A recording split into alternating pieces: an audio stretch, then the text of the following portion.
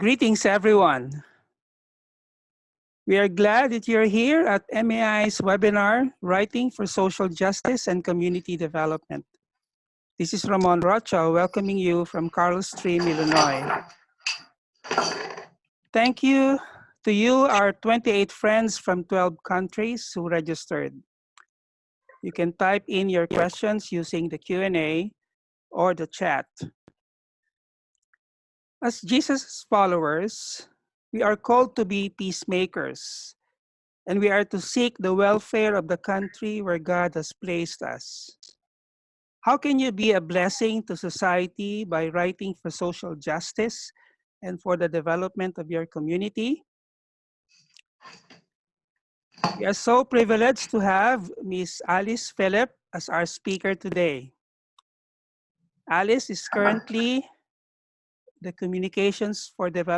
leading the communications for development work at Tearfund, UK.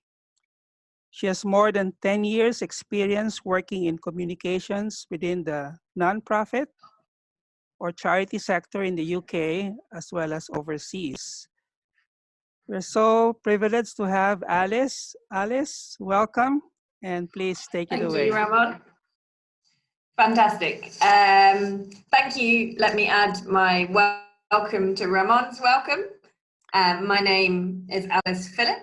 I'm currently based in London at charity, working in over 40 countries.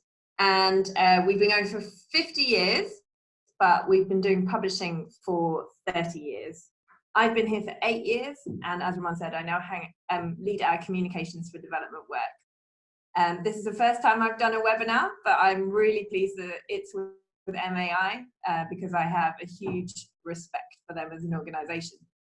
Back in 2015, a friend invited me to go to Singapore to a publishing conference for Christians.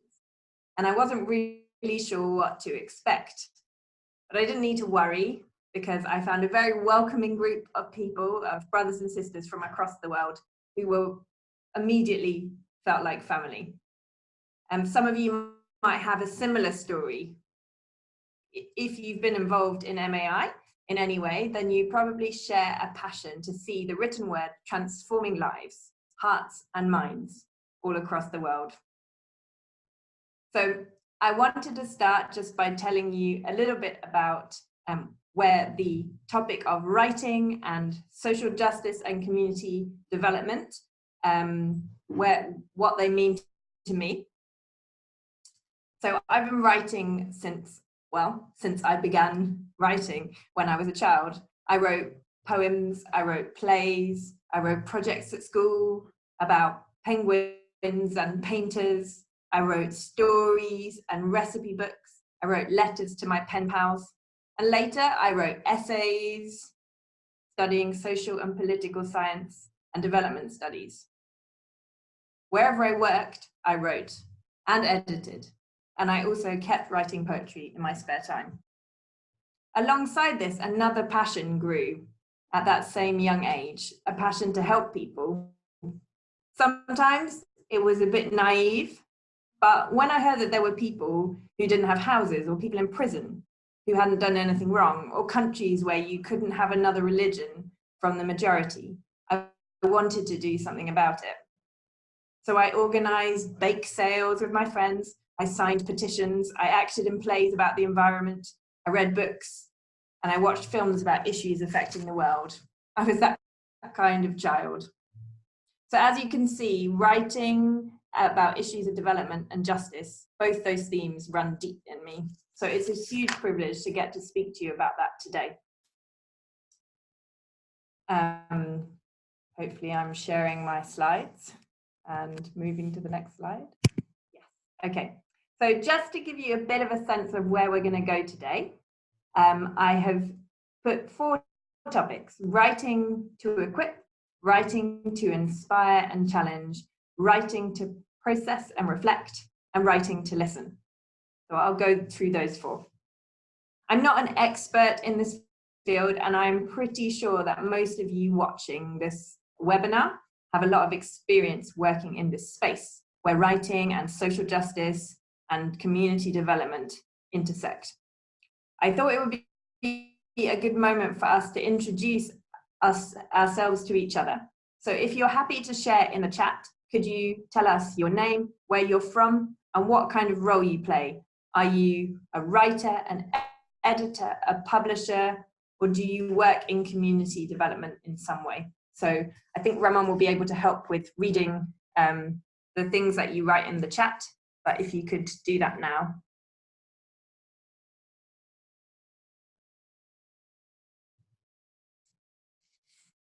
Yeah, thank you, Alice. We would like to invite our participants to please type in your name and what is your role. Okay. Crispian is working in publishing. Okay, thank you, Crispian. Chern has recently published a book. Pat is from Malaysia. You work in community development and write occasionally. Yes, and she would love to write more. John Hurst is Innovation Director. Joanne Campbell from South Africa is a fiction writer, but interested in getting more involved in community-related writing. Excellent, Joanne. Yeah, thank you. Thank you for sharing. Yes. Great. Well, I hope that there will be something for everyone in here.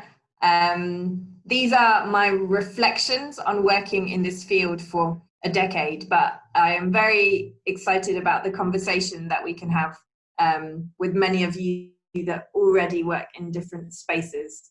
Okay, so I'm going to start with writing to equip.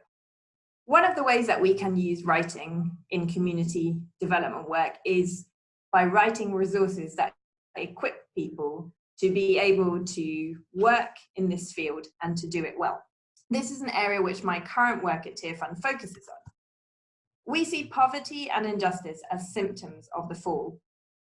When Adam and Eve sinned, it broke their perfect relationship with God, but it also broke their relationship with each other and with the creation that God had placed them in.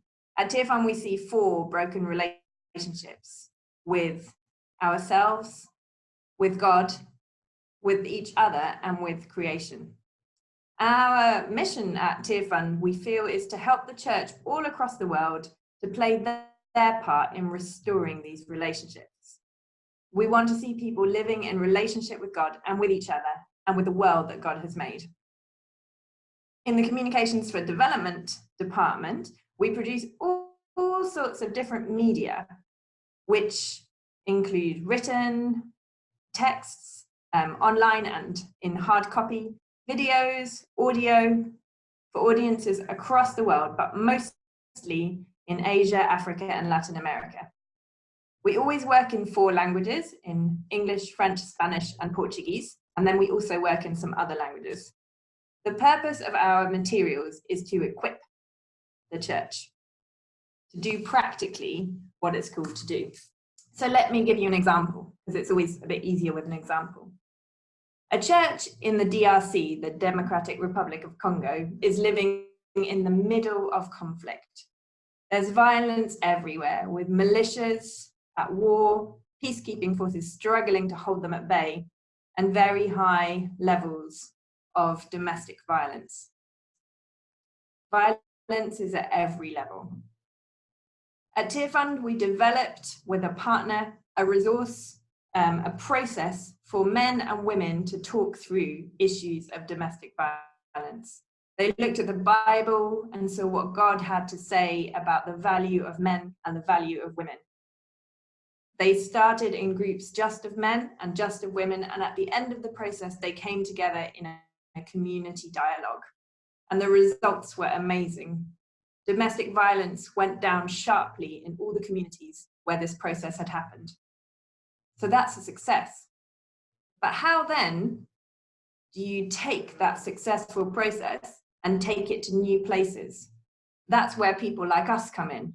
We need to write it down. We need to edit it. And then we need to publish it and produce it, print it, put it online so that other people can take it up and reproduce the process. And we have to do it carefully. We have to make sure that the process is correct. We have to make sure that everything is clear. Because if that book is somewhere in the DRC and they don't have any other reference points, they need to be able to do that process well and to honor these communities. That's just one example of a publication that we use here at Tearfund. Another that you can see on the slide is a guide to fundraising. How can we think about fundraising as Christians? Is it wrong to ask for money? How should we think about that money? Who does the money belong to? How do we relate to it? We use Bible studies throughout all of our materials to help people to reflect about God and how he sees these very practical topics.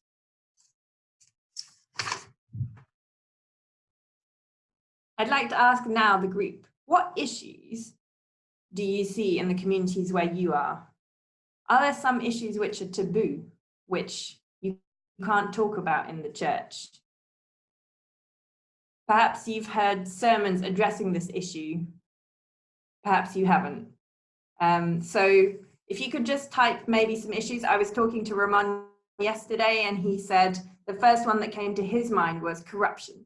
So perhaps in your community it's something different, or there's one that is particularly on your heart. But maybe just if you type issues that come to mind that you might want to see resources around this topic.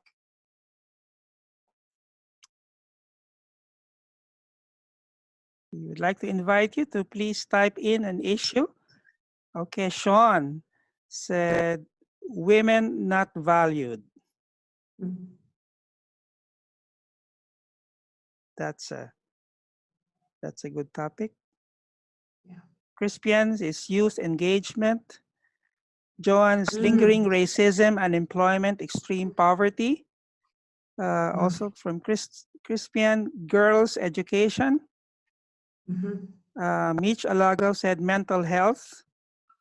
Pat says general perceptions of refugees and undocumented migrants seen as aliens rather than people in need of help. Wow, what a range of issues just from that short question. So my next question for you is, have you heard any sermons in your church about this topic that you mentioned? Sean, thank you. Child abuse. Churn is discrimination. Christian said no, he has not heard a sermon on these issues. Occasionally, Pat said. Okay. I have not, from Sean. So I think if we asked ourselves, does the Bible have something to say about women's value? Does the Bible have something to say about child abuse? Does the Bible have something to say about corruption, about youth and intergenerational relationships? We would say, yes, the Lord has something to say about everything. But when we look at the kinds of books that we have available as Christians, often we don't cover these topics with the same Christian mind and with the same biblical rigor, some of the other topics. So that is why I'm very passionate about Christian writing for these kinds of topics, because we have a gift from God to give to our fellow believers, but also to the rest of the world, of wisdom of how to tackle some of these huge challenges. I did a whole edition of the magazine that I will tell you about in a second on human trafficking, and people use it who are Christians and not Christians because God has a lot to say about human trafficking. We looked at the story of Joseph and how he was trafficked and how he experienced that, and we used that to share about the value of the person being trafficked, but also why these things happen and how we can prevent it. So thank you all for engaging in that question. Okay, moving on to the next bit under still the topic of writing to equip. This is Footsteps magazine, which is the magazine which our department produced. It started in 1989, so next month we are going to be 30 years old. And a lady called Isabel had a vision to set up this magazine specifically for Christian development and health workers around the world. The magazine was in simple English and designed for people working in settings with very low resources. This year, we reached our 109th edition, which you will see is on the topic of youth. So maybe our friend who was interested in youth issues might check it out. The magazine has covered topics from water and sanitation to youth human trafficking, maternal health. We've published guides to farming methods. Our most popular article ever is about chicken farming. It's a big range. My watchwords for the magazine are inspiration and information. If it's great information, but it's boring, it's unengaging, it's badly designed, then nobody is going to read it. But if it's inspiring, but actually it's empty of information, then it's not very useful. So I always challenge our editors, every article must be inspiring and informing our audience. In every edition, we have a Bible study. We have many articles aimed at helping churches specifically to use their resources in community development work. And because people value the information in the magazine, we have Christian and non-Christian readers, and many people reproduce the material for their own audiences. If you'd like to sign up, I'll give you details at the end, but I commend it to you as an example of Christians equipping other Christians, but also people outside of the Christian space. It's also one of our main aims to have the authors being from the context that they are writing about. So we encourage local authorship in the same way that MAI does. And I've been very inspired by the way that MAI is committed to that. Alice, that's a downloadable PDF from your website, the magazine? Absolutely. Yeah. We have, all 109 editions are downloadable for free. And you can also sign up to get the email, or you could sign up to get the hard copy, and they're all free. And we also, for people who are in low internet settings, we have them on a USB stick, so you can get all of them on the USB stick as well. Wonderful. So lots of different. Yeah, thanks, Ramon. Yeah. Okay, so I'm not going to spend as long on the other topics, as we don't have a lot of time today, and it could be a whole seminar series. But the next topic is writing to inspire and challenge.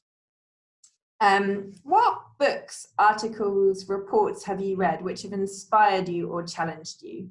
It can be fiction or non-fiction, but I'd like you just to type in the chat if there's something that comes to mind, that some work that you read that inspired you.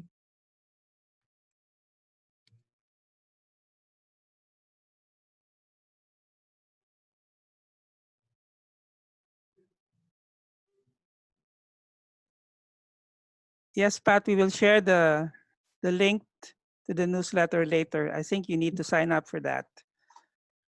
Yeah. Yeah. So the question is, what book? The question is what books? Mm-hmm. Okay. That Books, you articles, reports have you read which inspired you or challenged you in the area of social justice or community development? Okay. Crispian, a local contextualization examination.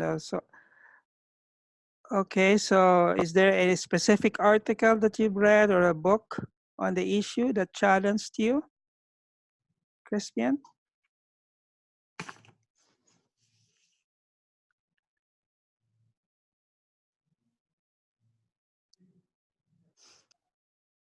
Well, maybe while we're waiting, I'll tell you about one which I recently was inspired by. So this is actually a film, but it started as a book, and also it was written as a screenplay. So I see the writer in the story. So the film was called The Boy Who Harnessed the Wind. And if any have access to Netflix, it is available on there in most regions of the world.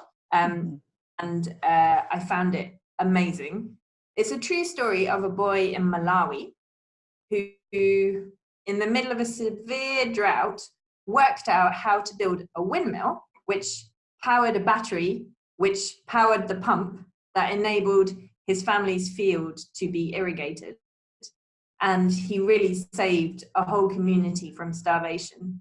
And the way that he worked out, he was a very clever boy, but the way that he found out about this process, he was able to have access to a library, and he read books about power generation and electricity. And then he went to the dump and he found all these different wires and he worked out how to do it. It's a beautiful film. It's a film filmed in Malawi. It's got a Nigerian British director. There's whole scenes that are in Chichewa. And I just felt, when I watched this film, regenerated in the work that I was doing. And I was thinking about friends of mine who don't work in this field. If they saw this film, I think that they would also be inspired. I think as Christians, we have so many amazing stories about how God has changed things for people. But we also have a role to play in showing some of the suffering that is happening in the world, in places where things really need healing. And so I wanted to bring this topic of writing for inspiration and challenge, because I think it can be fiction, it can be non-fiction, it could be writing in lots of different ways, but the goal would be to inspire and to challenge people. I've watched that film as well, Alice. I was so inspired by that film. Yes. So yes, indeed. Yeah, Crispian said he read an article in the Nation's newspaper in Kenya on girls' education. So that's great, Crispian. Great, yeah. That's a great example because it's a newspaper. So yes, of writing as journalism, but journalism is very important. Yeah, thank you. The name of the film is The Boy Who Harnessed the Wind. Exactly, yeah. And I'm just going to come out of the full screen for a second, and I think I can show the link, the little episode of it. So please, I should be able to.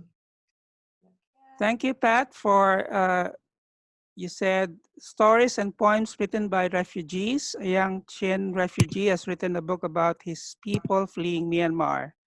Wow. Yes. That sounds like a great book. Yes. And Mitch was inspired by Gary Hogan's book, The Good News About Injustice. That is an excellent book. Can everybody see this now? Ramon, can you see? Yeah.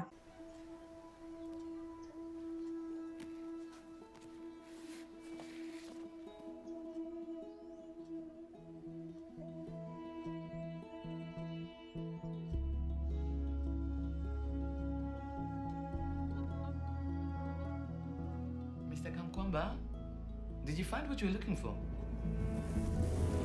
I don't know what's happening. We'll keep watching the section. So there's the windmill that he builds. I just took a few extracts from the film, so it's not an official trailer. There's the audio. This is a true story. True story. Yes. I think it has won some awards too. Yeah. And the guy, he went on to study in the States, and yeah, he's very inspiring himself. So if you do watch it. Please. Okay, thank you. Let's go back. So writing to process and reflect. So this, I felt, was a really important topic for people who work in social justice and community development. Often there are so many challenging experiences and encounters that we have that actually writing can be a really useful thing to process the things that we see, to process them with God, to reflect on the things that are difficult about working in this kind of work. And certainly I find writing poetry helps me sometimes when I'm seeing things that seem difficult or unjust. So I just wanted to share one of my poems.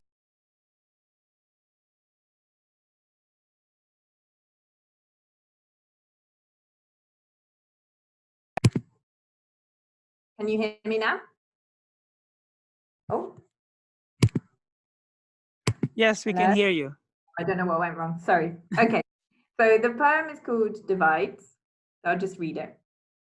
Meticulously the pool man cleans, water and tiles he will never touch. Forbidden fruits his eyes have seen, glimmer and cool in the long hot day. Effortlessly I will dive in, refreshed by the work of his hands. So I included that because I just wanted to show that actually creative writing, poetry, whatever it is, journaling, ways that we can reflect on injustice are, I think, a really important part of how we can use writing. And for some of you that will resonate, for some of you it will be a bit more distant, but I thought I would share that. Okay, on to our last topic now.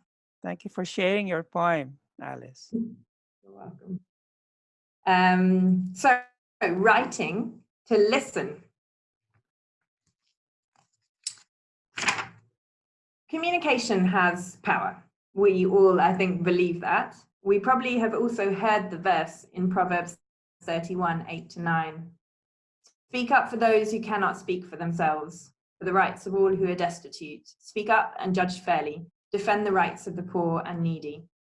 It's a really important verse. Sometimes people can't speak up for themselves because of their circumstances, and we need to help them by amplifying their stories and taking on some of the risk ourselves. But often, we need to actually help people to find their voices, to use their voices and to find their audiences. That's a big part of how I see MAI's mission. I've called this last section Writing to Listen, but I think I might edit it to say helping others to write so that we can listen to their voices. The temptation in social justice and community development work is to think that we have all the answers, and then to bring these answers to the people that we are trying to help. This can happen when people from the West go to other countries, and we've seen a long and sometimes terrible history of what that can look like. But it can also happen when we assume that people who are illiterate in our communities haven't got anything useful to say, or when people who are disabled come to us and we don't hear what they have to say, or women or children. Hasn't God given us all unique insights? I remember being at an MAI conference and seeing the first woman in Laos who was a Christian ever to be published. And that was such a privilege to have a woman in Laos who was speaking and we were hearing what she had to say. I think part of MAI's call is to look for missing voices and to encourage them, to give them opportunities, all the opportunities that we can from our places of privilege. We want to hear what they have to say. I love at the MAI conferences when we get to hear from people and places that don't often get heard, particularly not outside their own context. And this is where I see writing as a tool for social change. It's for everyone. It enables voices to be heard that are often closer to the issues and have a much better understanding of what needs to change. They often also have the vision of what God wants to do in that place. So I have a question for you. If you work with people who are living in challenging situations, how do you make sure that you hear their voices? Have you seen them as potential writers? Have you ever done a writing workshop as part of your work? So that's just a question. I don't know if anyone would like to respond to that. What about the potential of writers in those communities?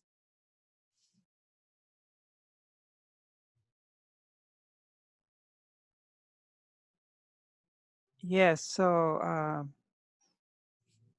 few people have shared earlier. Pat has shared a Facebook page. The book great. is Rising Up by James Bowie. Great. Okay.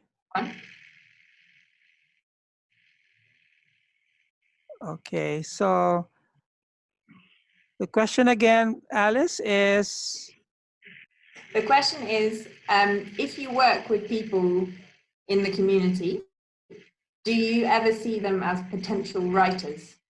Have you used writing as a way of listening to what they have to say? Very good question.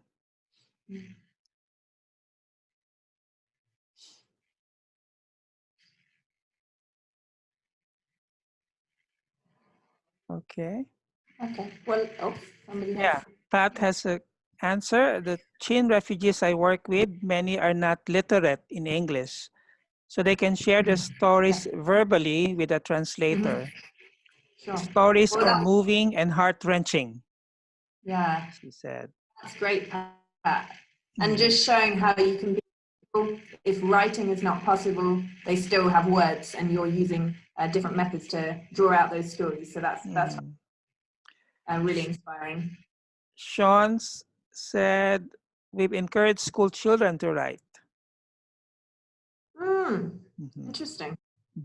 Great, because often that love of writing begins at a young age, so that's fantastic. Yeah. Okay, next slide, just to keep us moving. So communications for development, just very briefly, as it's not a term that everyone would be familiar with. It is seen as a two-way process for sharing ideas and knowledge using a range of communication tools and approaches that empower individuals and communities to take action to improve their lives. It involves engaging communities and listening to adults and children as they identify problems, propose solutions, and act upon them. So this description I've for you to think about. It's very jargony, like language just for the sector of development. So I don't like it that much, but it's just to show that this is actually a field that is a secular field as well, that the UN is supportive of, particularly UNICEF do a lot of work in this area. The idea is that communication is two-way, and we must be communicating to people, but also listening.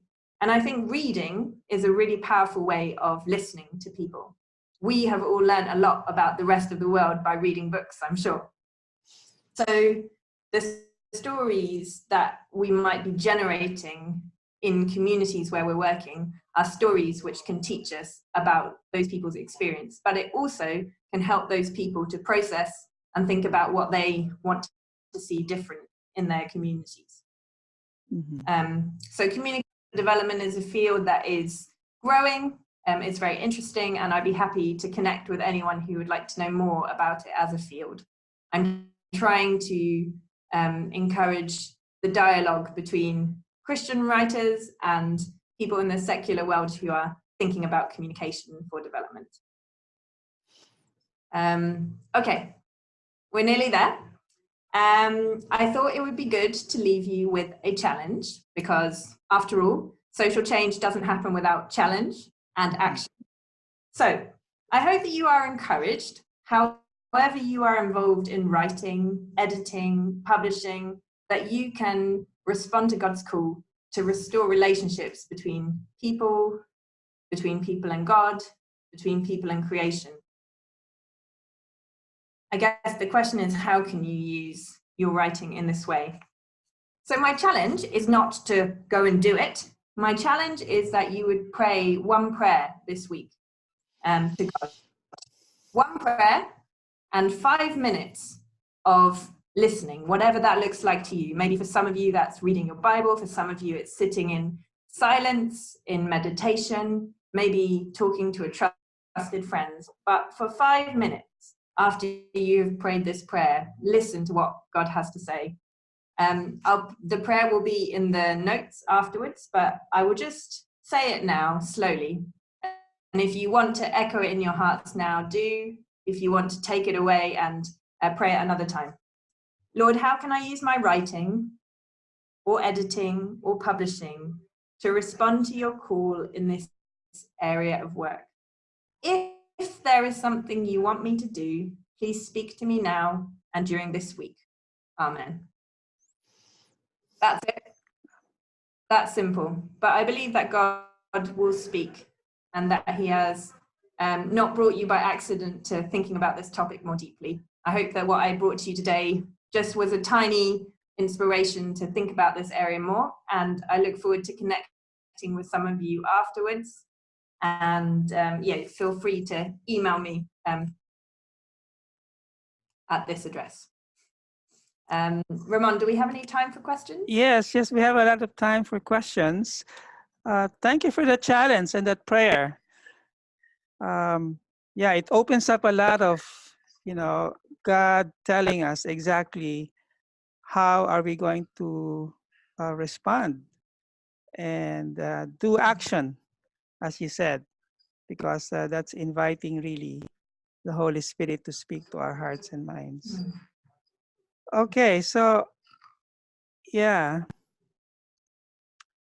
Yes, we have, we will share Alice's email address. So that's very kind of Alice to share. Again, can you put that slide again, Alice, on your contact details? Yeah. So that's alice.philip@tearfund.org.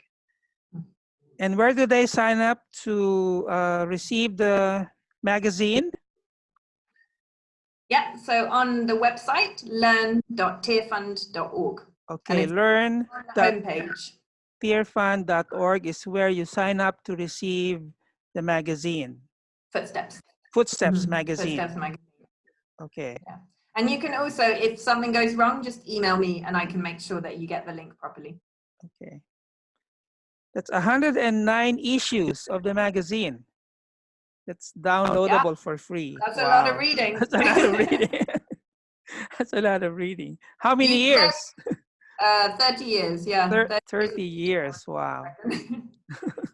There's a list there where you can look at all the different issue titles, so you could find something that interests you. And there's also a Bible study section where you can search by different topics of Bible study. So let's say you wanted to find a Bible study about stigma, or a Bible study about HIV, or a Bible study about gender issues, then you can search according to the issue. Yes. In the Bible study section website. Excellent. Thank you. So do you have any question for Alice? It's now time. We have a lot of time for questions. Can you put up the slide on your outline again? I can. Yes, writing. There we are. No, the slides of the outline. Writing to equip. Yes. Okay. So any questions on the 4 areas that Alice discussed? Writing to equip, writing to inspire and challenge, writing to process and reflect, and writing to listen. I like your writing to listen because that's helping people find their voices. I like that. Very close to what MAI is doing. Definitely. Yeah. Okay, do we have any question from our participants? Sean said, Alice, your words have been powerful and inspiring. Thank you for urging us to pray about God's guidance in bringing restoration. So many needs, and yet how to speak right, that's a challenge. Maybe listen well, tell others, and do it. Yeah, great, Sean. Joanne is asking, do you share? Starting with listening. Yes. From Joanne, do you share your writing to process and reflect? Example poems, or is just that a personal kind of writing? Do you share it, or you? Yeah, really great question. I think, like a lot of writers, there's always the dilemma: is this writing just for me, or is this writing that will bless other people as well? And I'm on a bit of a journey of trying to work out how much to share. So already today was a brave step of sharing my poem with you, because I don't really have published work. I think sometimes my writing to reflect is just my own journal or things like that. That wouldn't be to share. But I think something more creative and things like poetry or creative writing of different kinds can be really important to share with others. So I think it depends, but I'm journeying towards sharing more where I can. Mhm. And Pat said, I hesitate to write sometimes because the stories are so personal. How do we involve the individuals and get their permission to share their Yeah, stories? They may not want to share. absolutely. Mhm. Exactly. Yeah, I think that is an extremely important point, Pat. The story always belongs to the person whose story it is.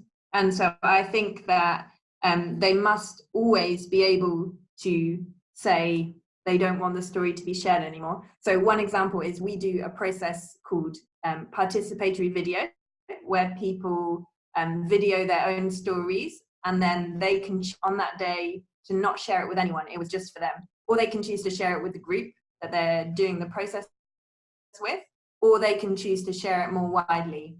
And at any time in the future, they can say, no, I don't want to share it that far anymore. And that's a really important principle, that the story is always owned by the person. I think that MAI does a good job at helping people to discover their own authorship. And so actually to help people to know whether they want to put something out into the space, and to also recognize the power dynamic. If we are the ones helping, we can sometimes extract the story, and actually the power dynamic is not equal. So I think that takes a lot of care and a lot of relationship to build trust and make sure that it is actually an equal, that it's a real choice for the person.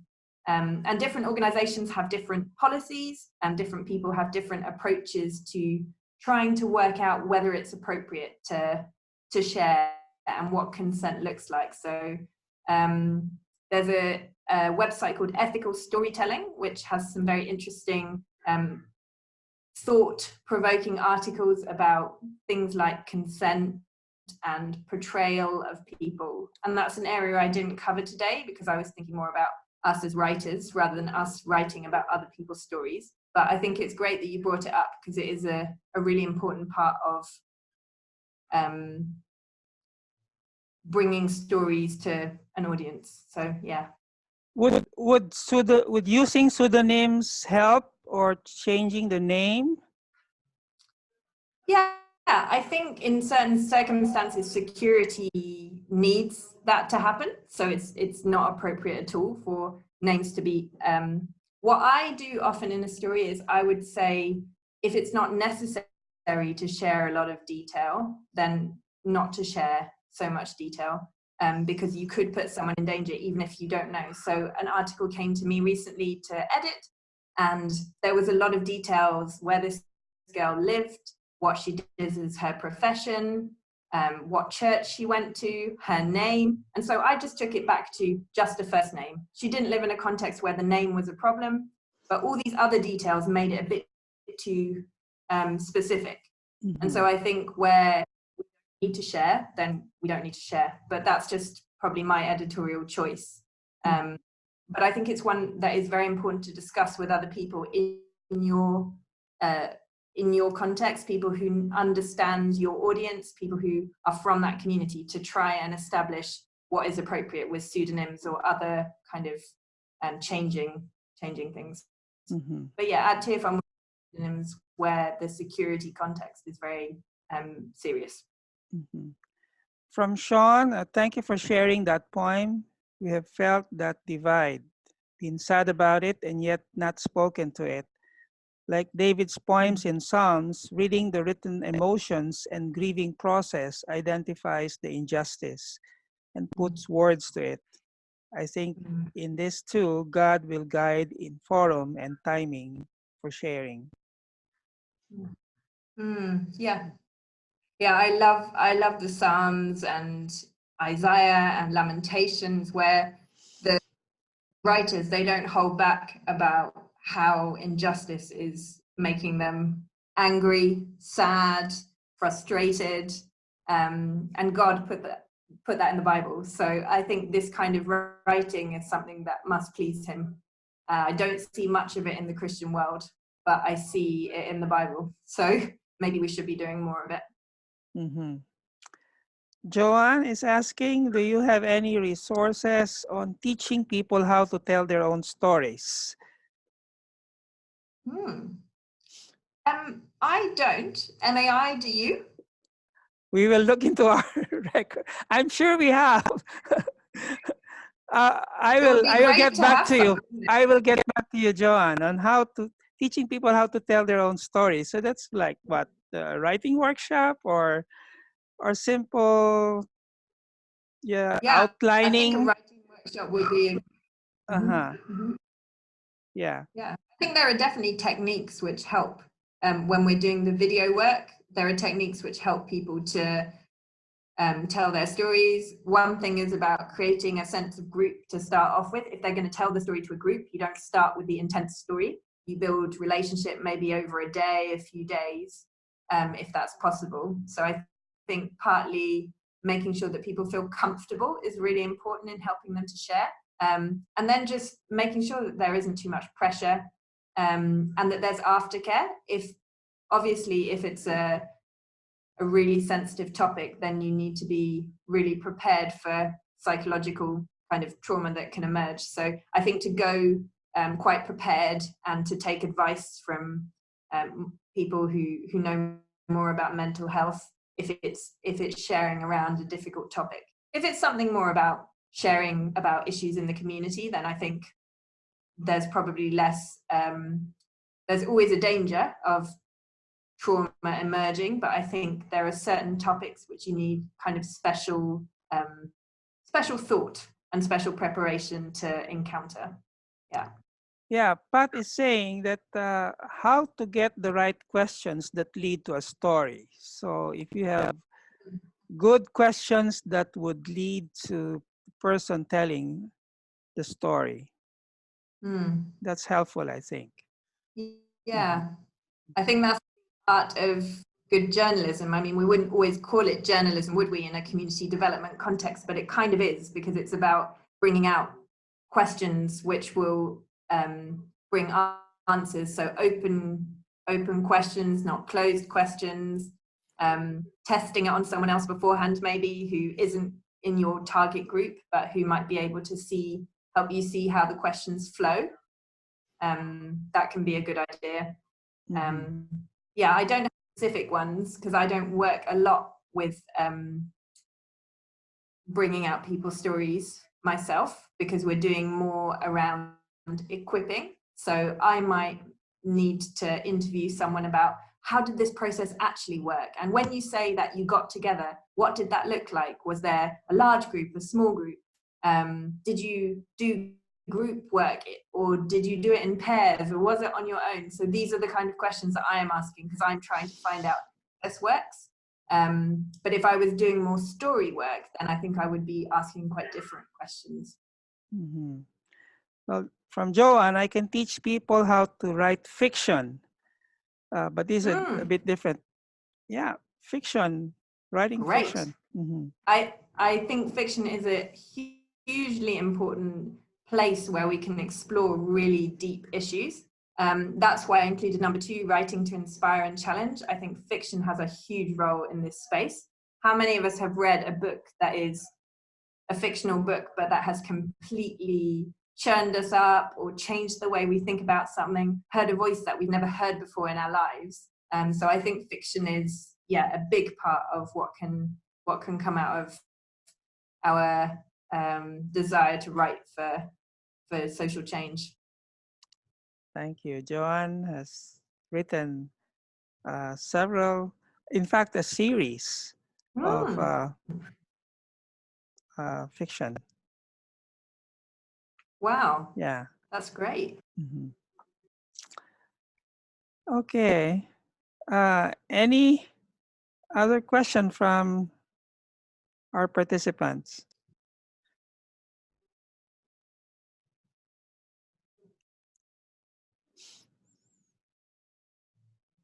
Okay, I think It's been a really lively discussion. Thank you so much for Yes, bringing your questions. Yeah, I really appreciate it.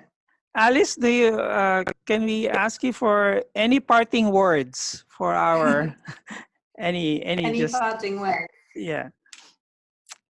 I think when we put our gifts in God's hands, He uses them, and I'm just encouraged that there are people like you across the world who are saying to God, "Here I am," and not to burn out and not to do too much, but actually just to offer that into His hands and ask what He has for you. And I'm excited to hear the stories that will come out of it.